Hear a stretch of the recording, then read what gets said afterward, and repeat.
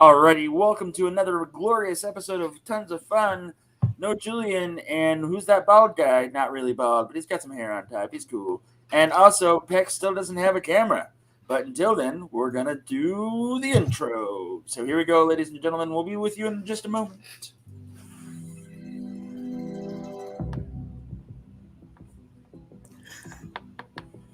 It's okay to talk. It's funny. Yeah. I'm just all excited about the intro here. Yeah, it's good. It's good. So if you become a Patreon, your name gets in the credits as part of everything that is involved with the show. So there you go. I love that the transportation's sponsored. Yeah. And set design, you know.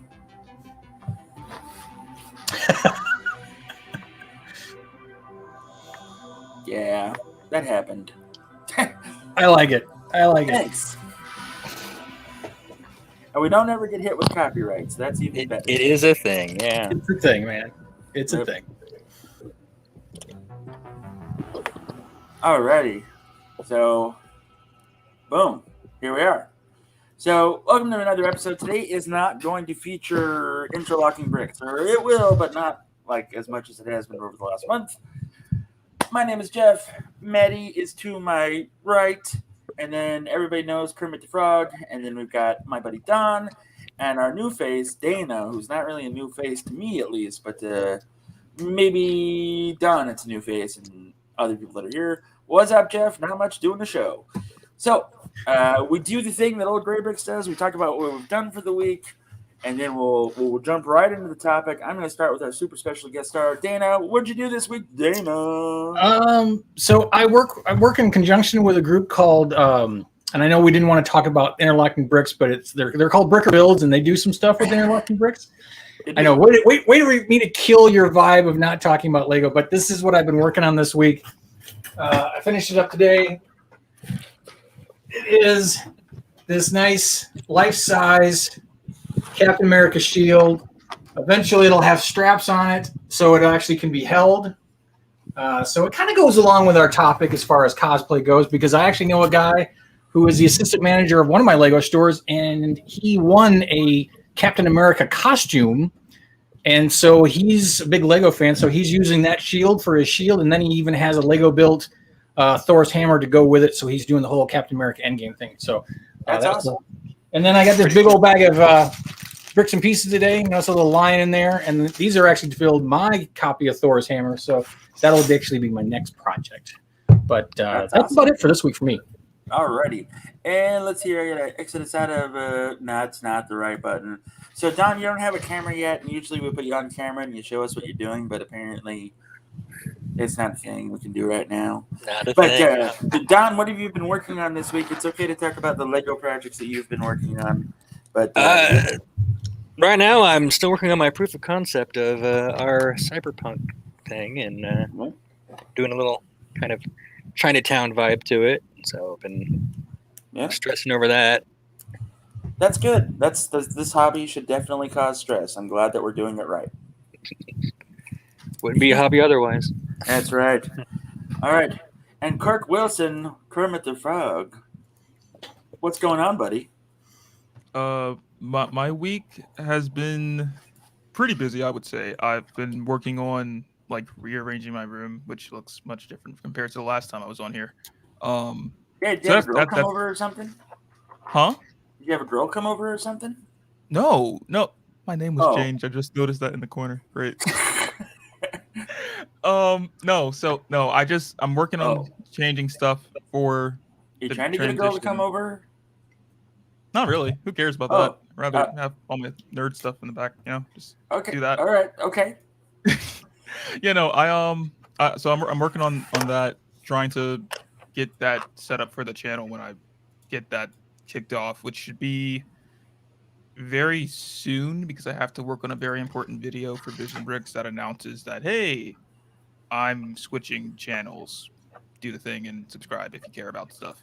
So I will get that done. I'm hoping to get the video done tomorrow. We'll see how that goes.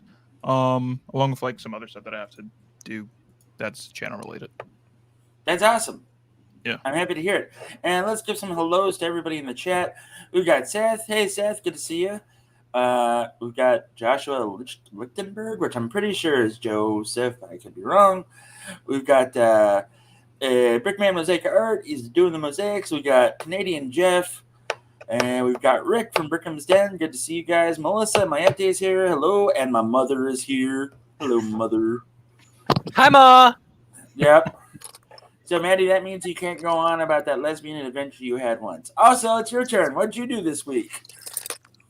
Well, I was a little hangry, so I'm finishing up dinner that just arrived 10 minutes ago. It was delicious.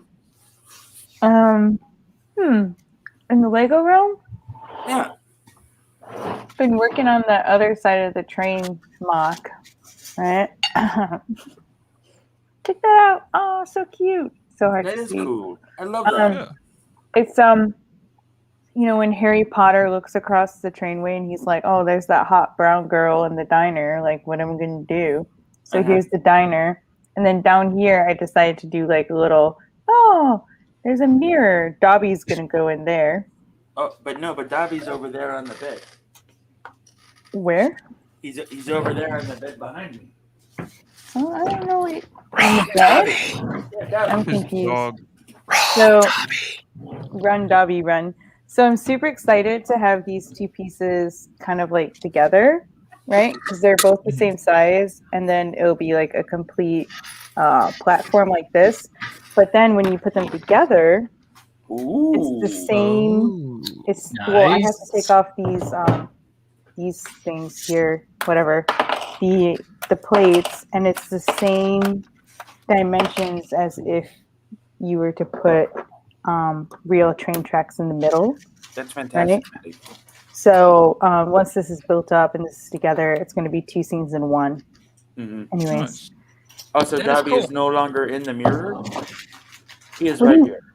what do you mean? I don't get that reference. Can you explain? Yes, Dog. look up at the screen. Oh, Dobby. oh, we had to say goodbye to our little dachshund today. He had to go to the little pound because Oh, no. I'm leaving for vacay tomorrow. Oh, so it's just on vacation? Okay. Hey, I mean, you're not like getting rid of him or anything? No, we love Okay. Penny, and I really want a dachshund of my own because they're so cute. They are. They're so stubborn, but they are so awesome. This is true. All right, that's enough wiener talk. Let's get into cosplay and cosplay adventuring. So, Dana, I have a whole list of questions for you, so that's going to happen. I hope you're ready for it. Fire away. All right. And we're going to put Don right there. We go. That way. Okay. All right. So, Dana, when did you start cosplaying? Ooh. Well, I would say it's got to be a good 10 years, maybe eight to 10 years. I was a volunteer. I used to volunteer for DragonCon here in Atlanta, which is always Labor Day weekend. And I worked with the comic and pop art alley. So, I was dealing with artists all the time. And I got to eventually be a director for programming in the comic and pop art. So I would set up panels for artists and writers, and I would often moderate them or do some stuff like that. And so you can't go to DragonCon and not be exposed to cosplay because it is literally cosplay mecca for the East Coast, for sure.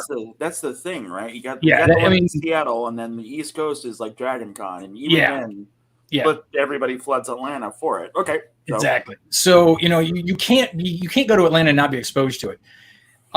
So I came home from DragonCon one year, and I was like, you know what? That's it. I'm making a Jedi.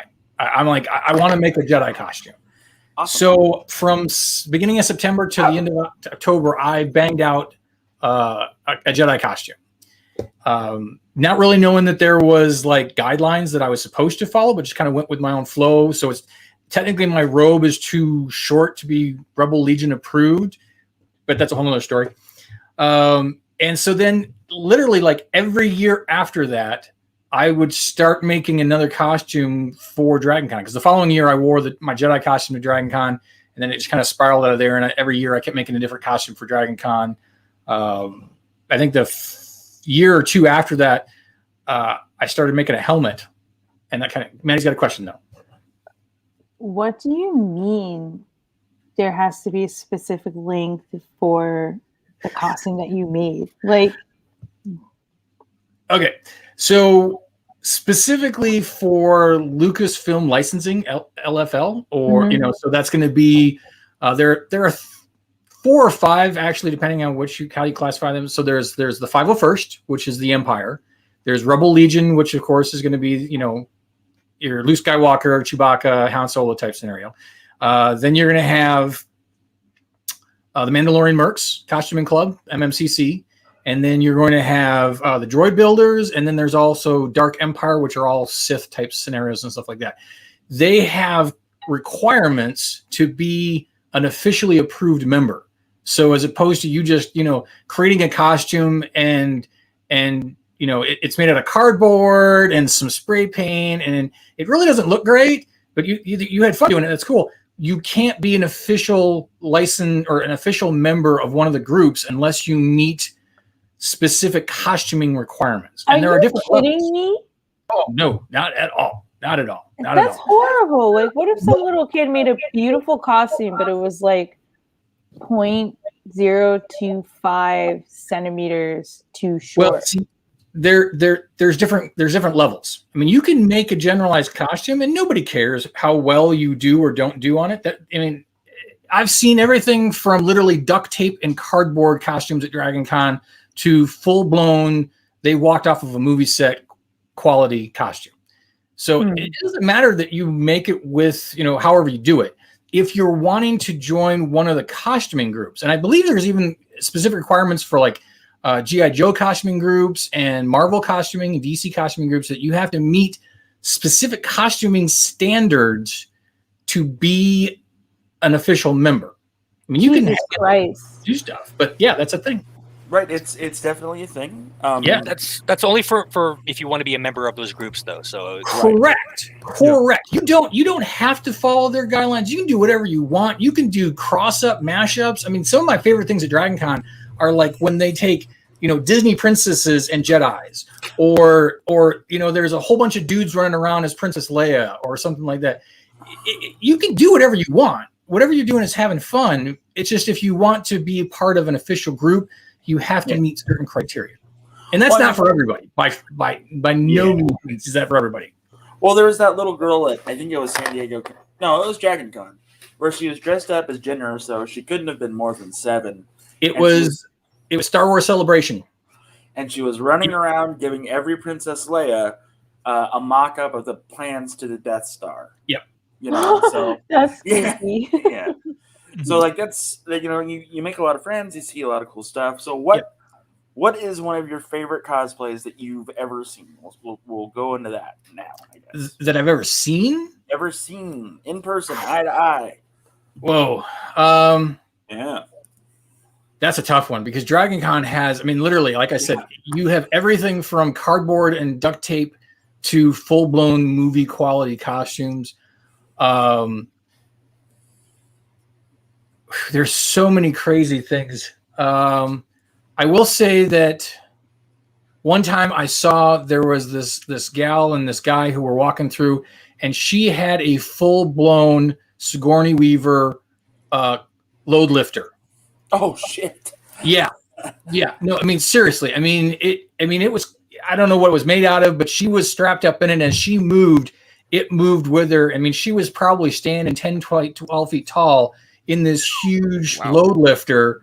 It was crazy. It was wild. I've seen all sorts of things. There was one time I was crossing the street, and here comes this entire group all dressed up as the family from Coming to America. Really? Yeah. Literally, it was hysterical. The royal garb, the everything. There was a girl tossing rose petals as they walked. It was hysterical. I walked out of a bathroom once in one of the hotel lobbies and came around the corner, and literally there was an entire group of people who were the cast of The Princess Bride. Nice. It's stuff like that you see that you're just like, wow, I did not see that coming.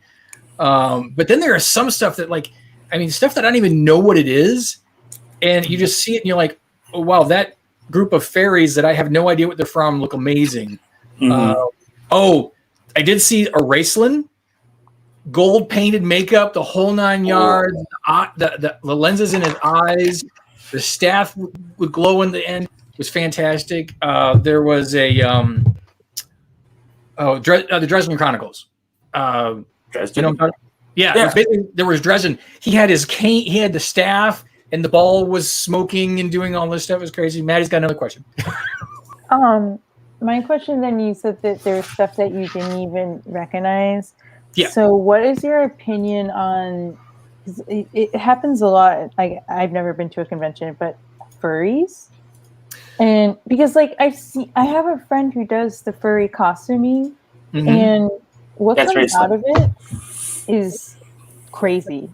I mean, like what she's able to craft from nothing to something, and you're like, you made all of that from right. So is my question about furries, or is my question about people who make stuff for? My question is about furries. Like, do you count that as something that would be in a Comic-Con? Am I wrong? This is a question for the whole group. Like, not typically. Is that a different thing? That furries is its own subgenre of literally everything. But so I think the clarification here is you have two different groups. There are people who cosplay as furry creatures, right? And there's the actual furry community, which is two different separate entities there. That is correct. Because there are mangas that are furry mangas, right? Yes. You know, so technically some people could be cosplaying as the furries, but what we see being televised is more or less, hey, get out of my dinner. More or less is the so I can kind of answer that a little, because I mean we do get people who dress up as furry type characters at conventions, but they're usually you can see their face. They've done face makeup and stuff like that, versus like a helmet or something that covers their face completely. There is a furry convention that does happen in Atlanta in the summertime, and I know I've seen people who have run into them, and that's a completely different thing. And it's more private. It's more their own community versus hanging out with other subcultures together. Yeah, there's a difference between someone cosplaying as, say, Fox McCloud from Star Fox, or someone from Beastars, or something like that, to the actual to an actual fursona from the furry community. Yeah. Correct.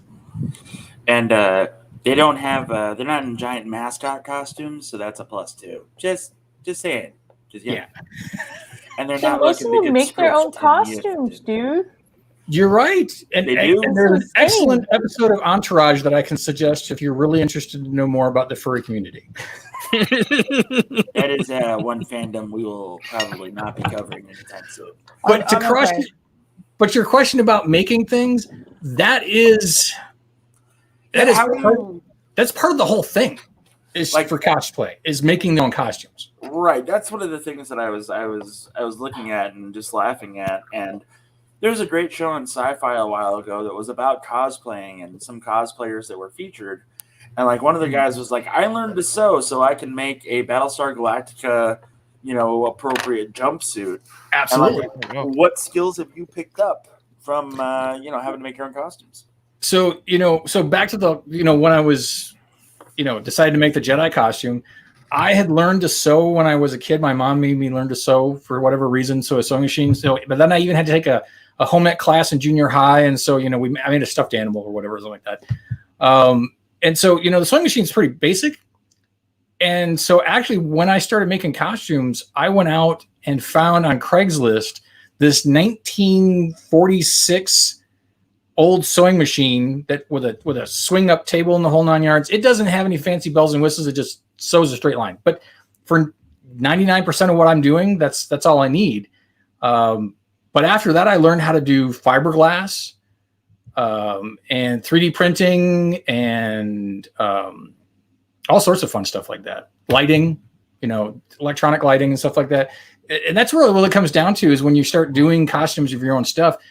If you're wanting to make it specific to like what you've seen on TV or in a movie or something like that, you go down a rabbit hole of learning how to do interesting things that you never thought you'd do before.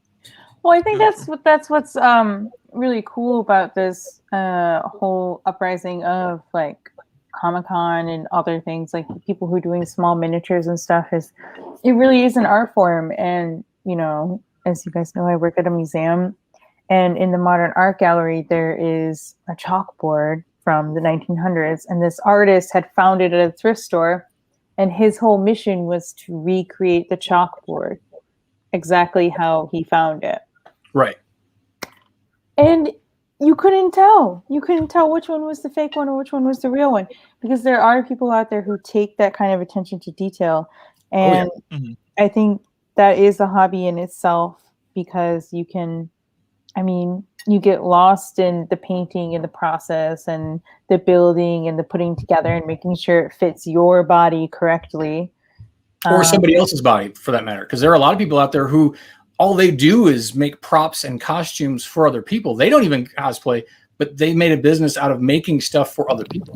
Which is crazy. That's something I did back in the early 2000s.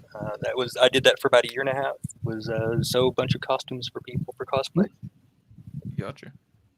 Dana, so in regards to you cosplaying, what would you say is like the most amount of time you spent on a costume? So like,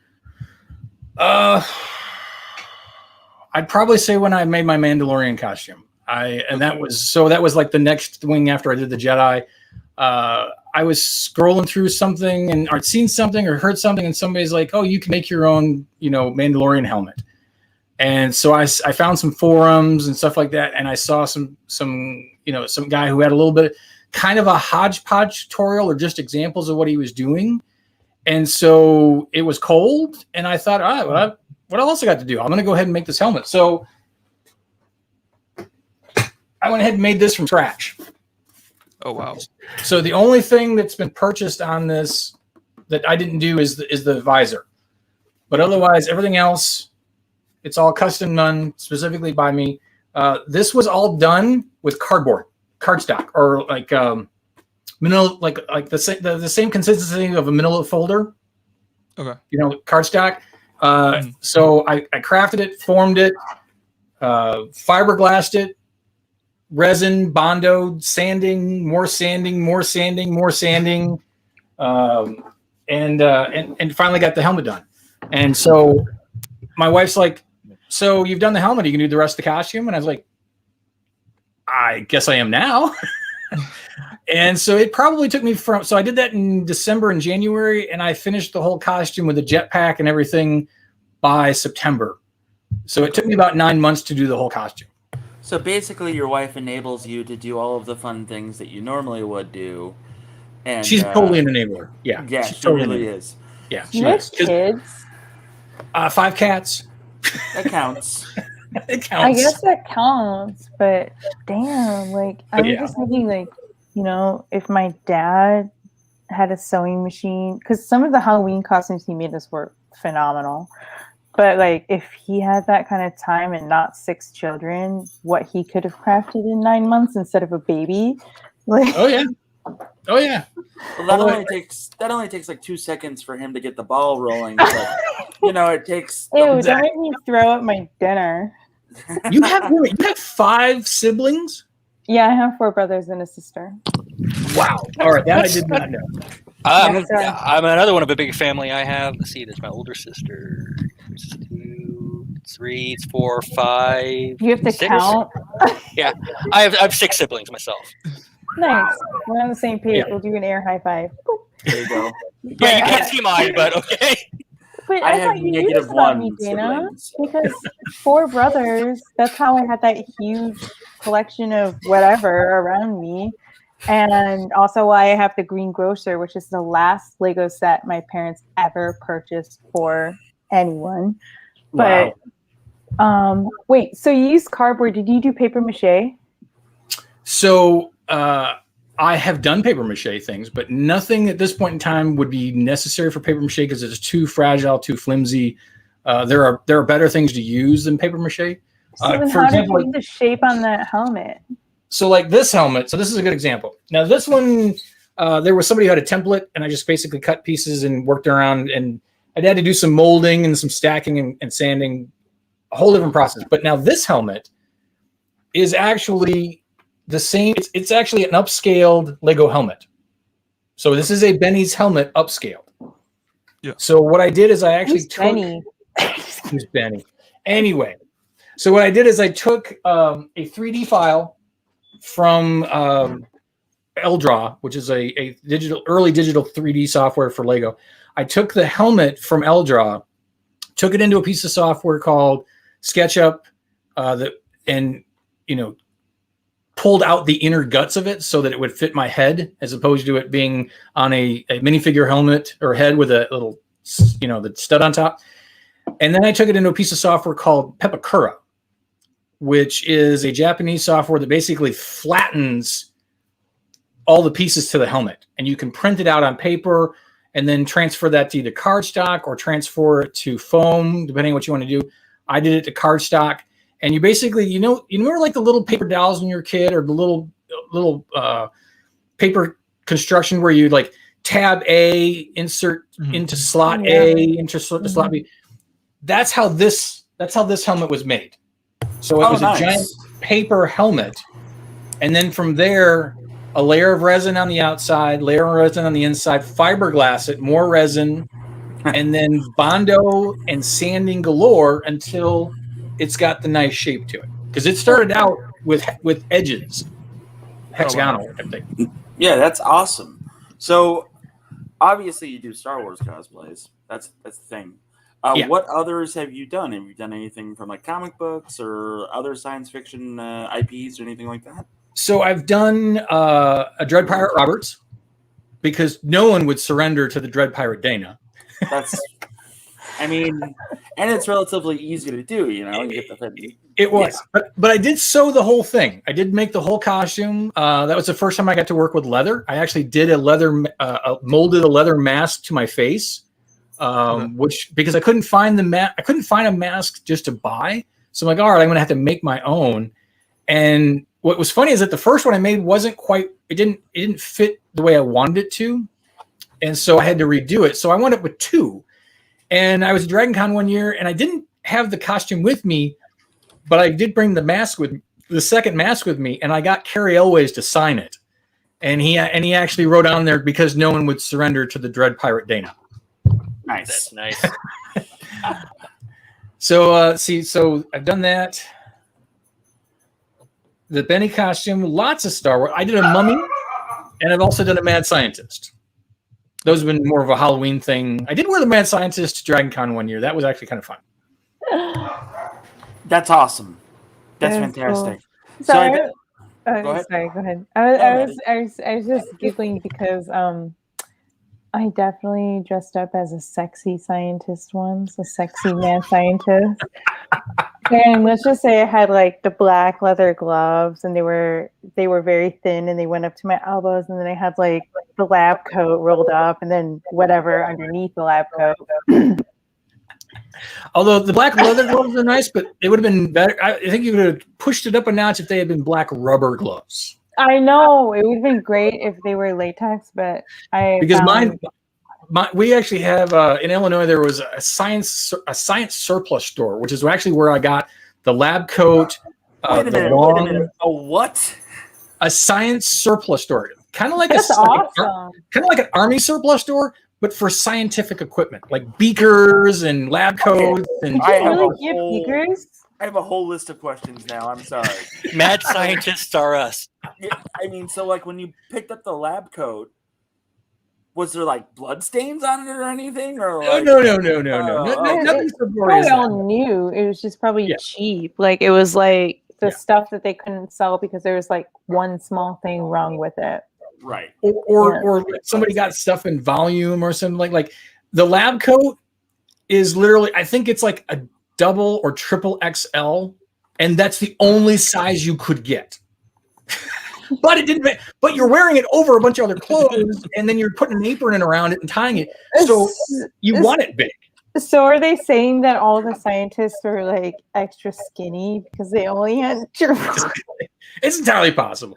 All right. So that being said, does this mean that you can get yourself some purple gloves, some black pants, black booty shoes, and a white, turn of the century tunic, and maybe some goggles. I can go as Sexy man Dexter. scientist. No, Dexter from Dexter's You Laboratory.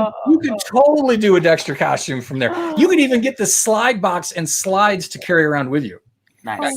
Kit back. No. I think he's talking about Dexter from cartoon. Oh, Dexter's Laboratory. Dexter's Laboratory. Oh, you totally do Dexter's Laboratory. the death dude. Dexter, the you can do both. redhead guy. You can totally do both. I know from experience that basically kit bashing new cosplay costumes is something that happens quite often in the community, because some pieces are multi-purpose and work very well for other costumes. Yeah.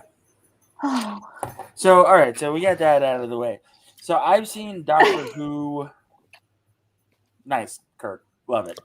So I've seen Doctor Who cosplays before, and like that seems like another no-brainer, except for the screwdriver part. What have you ever seen one where you looked at and you're like, "Damn, that's awesome," and then what the hell, guy? It's not that hard.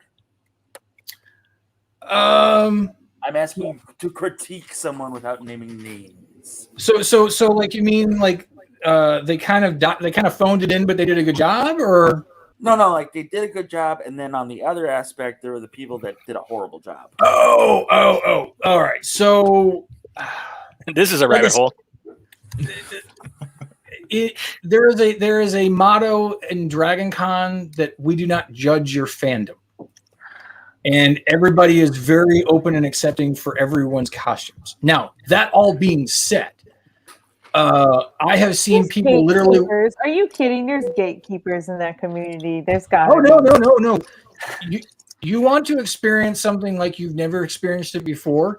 You come to Atlanta for Labor Day weekend, and you walk around, and you will make 150 new friends that you never thought you would ever meet. And they will love whatever it is that you love, and they will appreciate it. It is the most amazing experience because it's like going to Vegas for 4 days and it's Halloween. Yeah. It is something like you will never experience anywhere else in the country. I don't even think you can experience something like that anywhere in the world, because there are people who come literally from all continents to DragonCon specifically. It's crazy. It's nuts. It's a global phenomenon. I think the same thing is like a Comic-Con in Japan is also, as big, if not bigger. Yeah, probably. But they have more of them, so it's generally a bit. So wait, can we just because now we're 32 minutes in, and I guess I'm still kind of unclear, even though I have friends who cosplay. What would you say the definition of cosplay is? Because, I've seen everything from TV and movie characters being cosplayed, like real life, but then also cartoons. So what would you say the definition of cosplay would be? It's basically dressing up as anything from a fandom. I mean, it could be a character from a book that's has never even had a movie or a television show or a cartoon. It doesn't matter. So I can dress up as the missing piece by Shel Silverstein and hope that someone else is the pie. Absolutely. And you know what? So funny. No, you don't. That's just the thing. I mean, I know I think I may have mentioned this. It was a different show.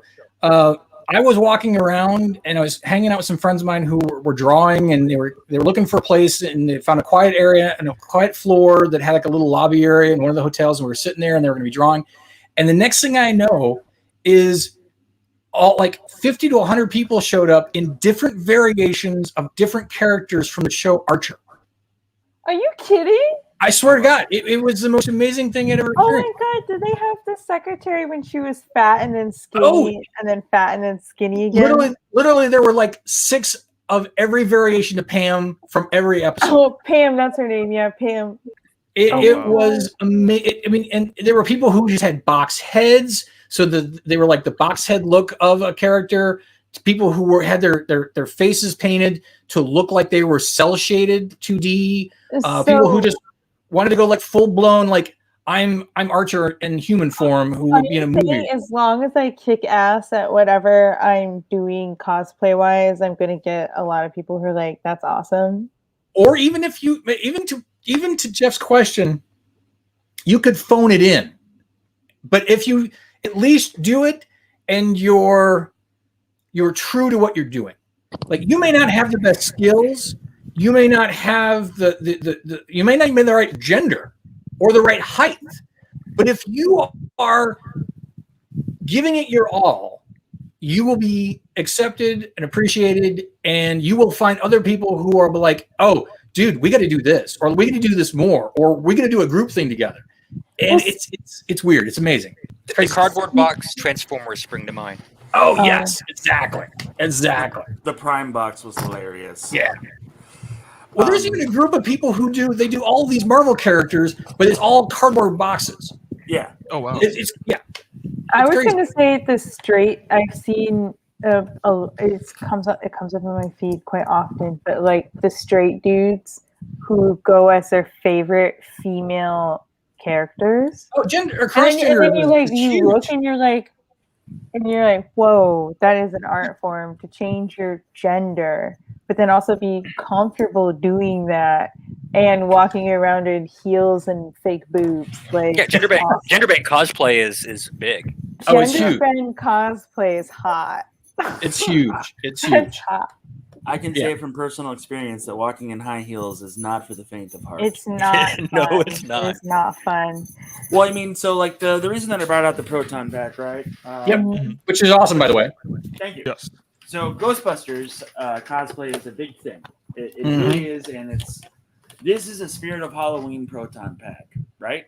Right. This is not fancy. This is not a $2,000 pack like I would back in the day when I was doing this stuff. I would have my $2,000 pack that I built myself, Right. and walking around cosplaying, and then toxic people happen and blah blah blah. But like, even if I were to show up to a con with my jumpsuit, that on my back, the Spirit of Halloween goggles and ghost trap, Yeah.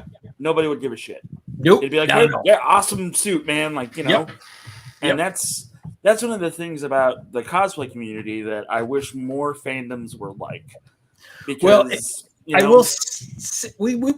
will say and agree with you on that, and that is the general cosplay community. I would say is that way, but like with any group, the more people who get involved in different things, politics always wind up happening, and it's why we don't have nice things sometimes. Because I know from talking to other people, and we kind of alluded to the costuming groups. In Georgia, the Rebel Legion, the 501st, the Mandalorian Mercs, we're all incestuous. We all have costumes in all three groups. Okay. When we show up someplace, if somebody invites the 501st, the Mandos and the Rebel Legion are automatically invited because that's how we roll. Yeah. But in other areas of the country, you invite the 501st, you get 501st only. They don't mix with the other groups. You invite the Mandalorians, they don't bring the 501st and the Jedi with them. It's just the Mandos. That's horrible. It is. And That's unfortunately, racist. well, it's not racist. It's elitism is what it comes down to be. Okay, that's the word I'm looking for. It's elitism. Nobody wants that crap in their hobby. No, but it happens. The larger the groups you get and the more, inclusive people become, it's what happens. It is what happens. no. That's for damn sure. Like, there was a blow up a while ago when Knights of the Old Republic was big, when they were doing the big MMO, and that was still relevant. People showed up dressed as, characters from that era, and some folks were pissed because, like, that's not Jedi, that's not stormtroopers per se, and it's like, come on, dudes, really? Right. And I don't know whatever happened because of that. I don't know if they were ever accepted into the fold. I don't know if they started their own group, but I just remember seeing that and being like, yep, that's why we don't have nice things, because assholes all around. Yeah. And that's, And it kind of, I kind of answered Jeff's question at the same time with this, is that it kind of comes down to who you mix with and who you befriend. You don't have to join a large group. I've said this with Lego. Everybody Legos differently. I say everybody cosplays differently too.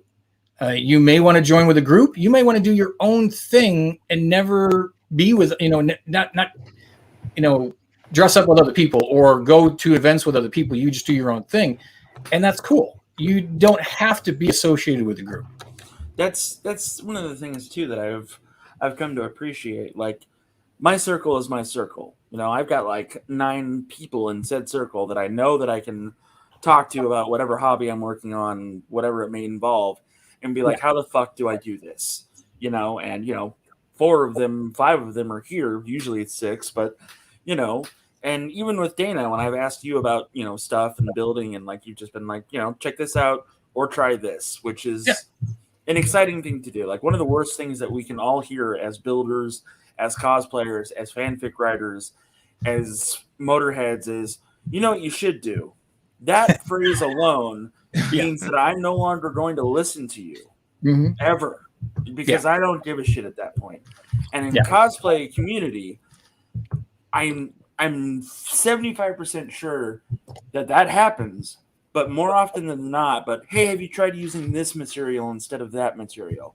Because it's a lot more of a we're all in the same fandom, and we're all on the same page, as opposed to our Lego things where it's whatever. There's a difference in feeling between saying you could or you should. Yes. Right. And now I will say, like, for example, and this kind of does, I have a concept for how people get into costuming, especially if they want to do Star Wars costuming. So because you have to meet a certain standard to get officially approved to be able to troop on an official, Lucasfilm approved event. So you have to have your costume to meet certain requirements. Most Star Wars costumes start in the 500 range and go up exponentially. So, like, Stormtrooper costume, you start at 750 just to get the basics, and then you will go up to about 1500 by the time you're all said and done. So Star Wars costuming is not cheap. And it's hard for people to say, I'm going to drop $1,500 to make a Stormtrooper. But there are other costumes like the TIE Pilot Reserve.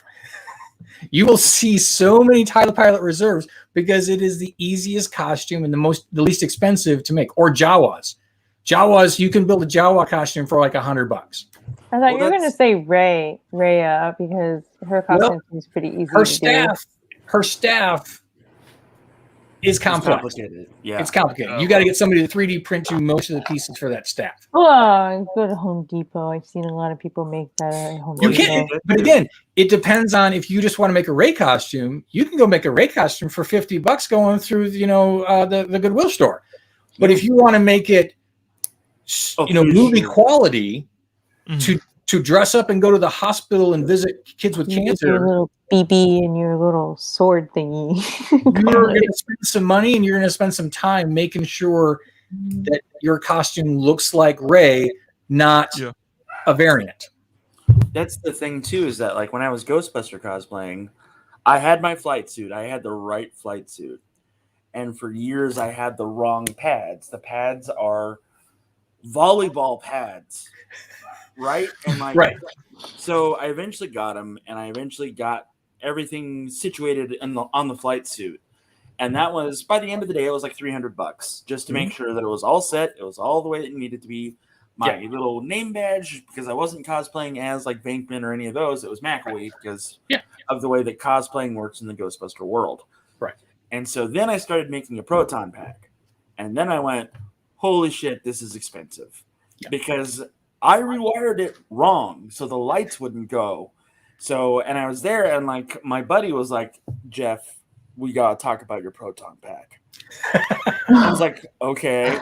And he told me everything I did wrong with the wiring and the setup and everything else. And I was like, oh, I officially don't give a shit about this anymore. I'm just gonna go as Ray did when he went in Ghostbusters 2 to see Vigo with a PKE meter, his belt, and his goggles. And that's what I did until I finally got the pack the right way it needed to be or whatever. But like, when you have to do official things, like we were invited to go to conventions and shit like that, you need it to be on par, because not only are you representing the fandom, you're representing your group, you're representing the company that made the costuming and everything, all your fandoms possible. So like, there's a bit of a tug of war of like, I need to be a dick and anal about my costume, as opposed to I'm gonna make a smuggler and he's gonna have a lightsaber, and now he's a Jedi smuggler. Oh, okay.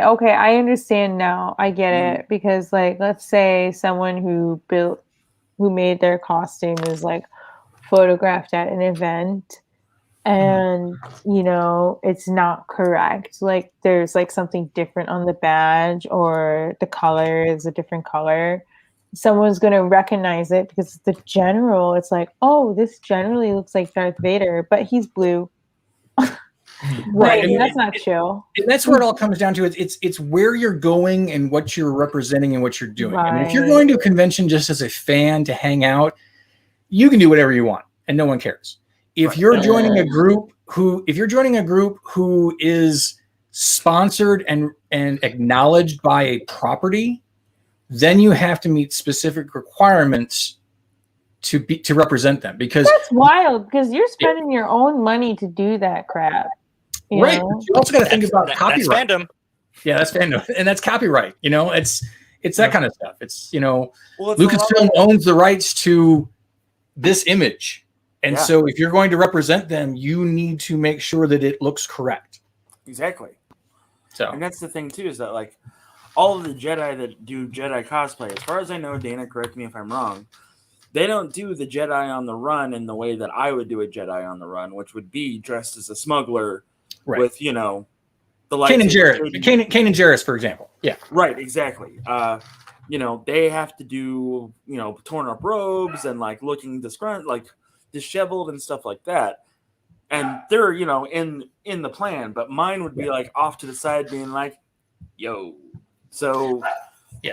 Yeah. And Jedi are probably one of the most loosey-goosey rules when it comes to that kind of stuff, because, and that's where they get really anal about the minutia of that your robe has to be a certain length, or you have to have your tabard so long, or this or that, and it gets a little much where you're like, you know what, screw it, I'm not going to do it. I'm just gonna. I've done what I've done. That's cool. People like it. That's all I'm happy about. I don't need to be official, and that's what most people do. A funny story about that is when the Clone Wars happened, the cartoon, Mhm. they showed the Temple Guards for the first time, or the Sentinels that they didn't want to call Sentinels. Mhm. And my buddy was like, "I'm gonna dress as one." And I was like, "Okay, man." He spent almost $3,000 to get the costuming right before he even had the lightsaber down. Right. And I'm like, dude, what are Oh, you wow. doing? Like, this is a money sink. What, crazy? He's like, I gotta get it right. I gotta get it right for the group down in Vegas and in Phoenix. And I'm like, okay, man, whatever. He gets the lightsaber. What the hell is that? Well, It's part of like- it was the cat purring. That's a cat. Yeah. Oh yeah, that was crazy. Sorry, So- you could hear that? Oh, we yeah. totally hear him Oh, yeah. purring. Oh, Well, your mic was right up next to his body. Yeah. Yeah. Aw, he All right. loves me. So the lightsaber he got as best as he could because there wasn't a lot of clear pictures and whatever. His costume got rejected because his lightsaber had one of the black lines in the wrong places. Yep. And So there is within the costuming groups, there's a love-hatred with the review panel. yeah. I know a gal who does a Sabine here in Atlanta, and she got into arguments with I forget whether it was the Rebel Legion or the Mando Mercs about her costuming, because she's making a costume in human form from a character that is a 3D generated character that doesn't obey the laws of physics, and her costume doesn't obey the laws of physics either. And the group was complaining because there was a seam, or they're in the wrong place. It was something about a seam, and that was enough for them to want to reject it. And I even know that, like, the Princess Leia costumes, if you don't have the right seam for the sleeves, rejection. It's crazy. It's crazy. It's not for. remember. Let me preface that again. Group cosplay is not for everybody. Remember, there's no underwear in Yeah. Star Wars either. And there's no underwear in that's space. insane. That's There is no underwear in insane. space. It's crazy. What So- happens if you go through all that trouble to make the costume and there's just one scene that's wrong? Like, how Well, devastating? that doesn't mean that doesn't mean you throw it away. It just means you fix whatever it is that's wrong if you can, and then you move on. And then they is approve it. corny. I'm so sorry. He's What? rubbing against everything. It's obnoxious. Jesus. Okay, so you just fix it? Yeah. Like for example, when I made my Mandalorian costume the first time, my boot bells weren't of the right shape, so that were over my toes, and my flight suit wasn't dirty enough. So when I submitted my entry, they came back and they told me to fix those two things. I would be so mad. Well, like, no, I would because just be like done. well, now here's also another portion of that. I made my costume without anyone's help or input, which is typically not done. I mean, I showed up to DragonCon and they're like, "Where'd you come from and who helped you with this? Because you're basically done except for these two things." And I'm like, "Oh, I just looked at some forums and just trial and error and did it myself." They're like, "Huh?" Because normally you, as an entry or a newbie to like the Mandalorian Mercs, you go to armor parties and you see what people have done and you learn from them and you kind of come up with your idea and you have help. That's one of the cool things about working with the costuming groups is they typically will bring you to a group gathering and they basically help you build it. I mean, they won't build it for you, but they'll darn near do 50% of it right there with you to get you done. Yeah, they're not doing this to shit on you about your costume on the little thing that you got wrong. That's one thing you got to remember is that, you love the fandom as much as they do, and they love it as much as you do. Right. So, like, you're trying to do this with them because, community and friendship and all that shit. Right. So, you got to remember that they're not there to be like, well, poo-poo on your costume and poo-poo on your whatever. No. They're there to go, look, if you want to be accurate, like, which I know you want to, otherwise, you wouldn't be trying to join the group. Otherwise, you wouldn't be doing what you're doing. Yeah. Then this is what we're going to do to help you out. Exactly. So it's not coming from a negative place. That's one thing to remember. I know we're a little harsh about the groups, but we had to clarify that. It is not a negative place. So it's constructive criticism at its finest. So along the same line, I want to go back and talk about the armor parties. Because this is, I have heard of these many times, especially when I was sewing up costumes. I've never had the opportunity to attend one. Okay. And have you been to an armor party, a costume party, or? Oh yeah. Oh, okay. Totally. Well, I mean, after the fact that I had built my Mando by myself without going to an armor party, when it came time to build my Stormtrooper, I was going to armor parties because it was, I spent, an amount of money to get this kit, which was all these sheets that need to be trimmed and cut, and you got to do it the right way and have the right thickness. And that was just not something I felt comfortable doing on my own. And so, and to put yourself together, you need another body. You can't do it by yourself. You need someone to help get things fitted so that you've got it right, so that when you put that crazy glue between that PVC and you can't get it unstuck, you want to make sure you did it right the first time. Yeah. So yeah, I spent a good 2 months, every other Thursday night going to a guy's house about 45 minutes from mine who had a shop in his basement that was, a full woodworking machine sewing shop to do costumes. Him and his roommate. And they would help you do your costume. If I didn't have a supply, like if I needed some straps or Velcro, guy grabbed stuff off the shelf and was helping me out. By the time all was said and done, I tossed him a 12-pack of beer and $50 and said, "Dude, that was awesome." What a business, though! That has to be a booming business at this point because there's so many people who are cosplaying and doing that kind of stuff, and they have like teenage kids. Like, okay, so I did the numbers on this just because of what the show was about tonight. I looked at Jedi robes from Galaxy's Edge. I looked at a lightsaber from Galaxy's Edge. If you want to be full kit, ready to go, get your tickets to Disneyland. Go to Galaxy's Edge. Go to the shop there and spend about $5,000, and you will be good to go. You'll have the communicator. You'll have the everything. You'll have the light. You'll have all you want. All in one package. Yep. Same with Harry Potter at Universal Studios. Yep. Yeah. $5,000 and you're done. Or you could hang out with your buddies, make an awesome costume and have a 12-pack of beer. Or you basically, maybe there's something that you're not comfortable with doing, that you turn around and you pay somebody to do just that piece for you versus doing the whole costume. You can piecemeal it. Yeah. Right, exactly. And there's some people that will go, well, you didn't make your costume, you had somebody make it for you.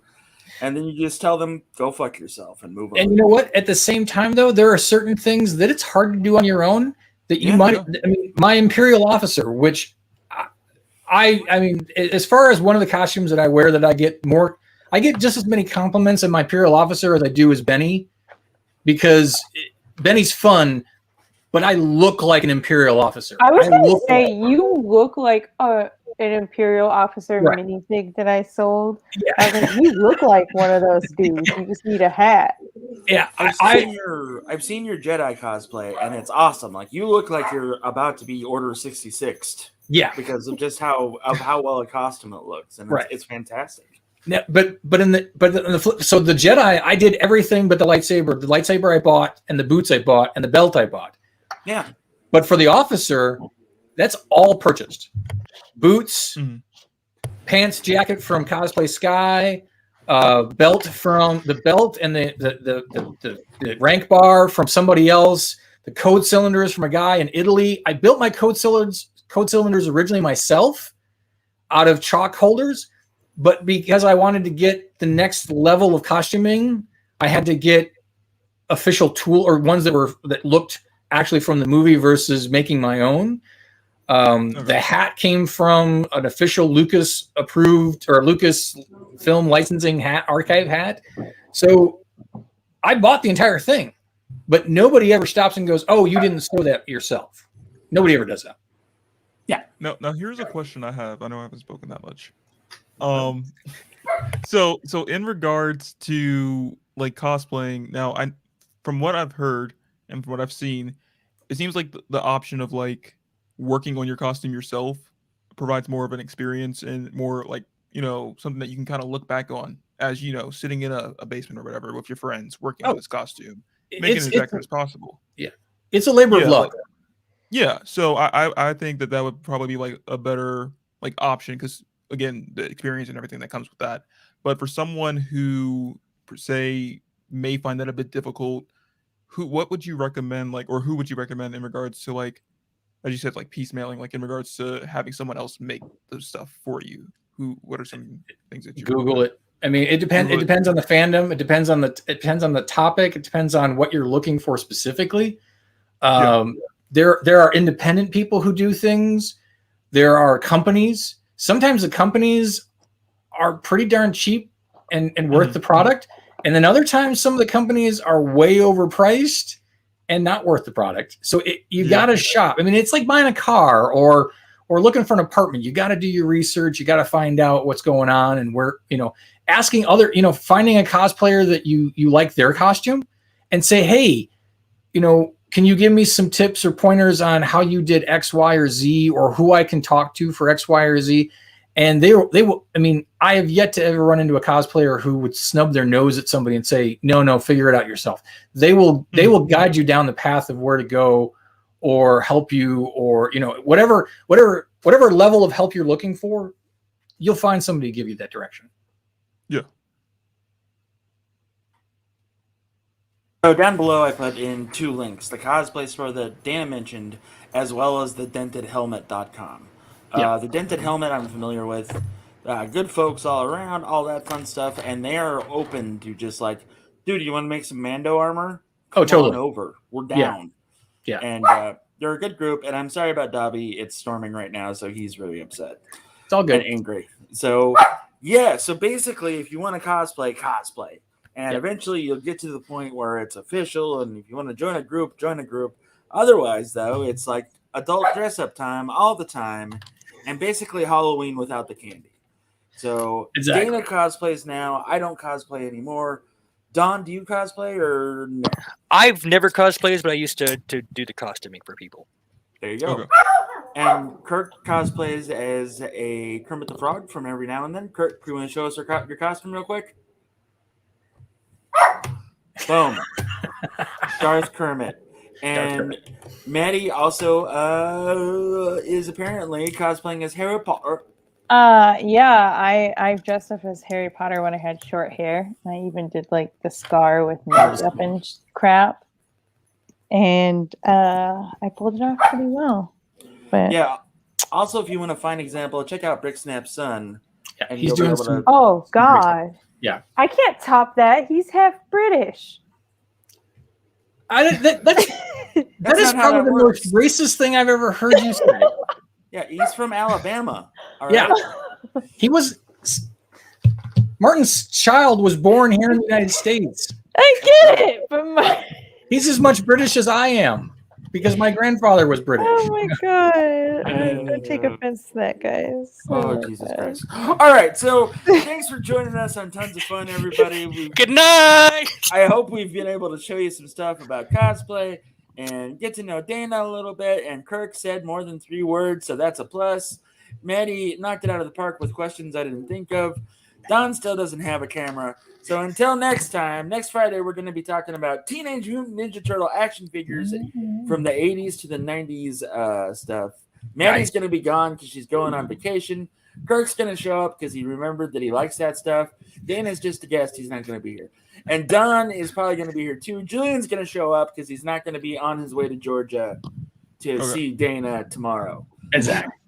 Next week. Anyway, wear a mask because the Delta variant is a thing and it's happening, and I want to go to conventions, goddammit. Trans rights are human rights. Y'all have a great night. Thank you for watching. And if you believe in the giant spaghetti monster, God bless.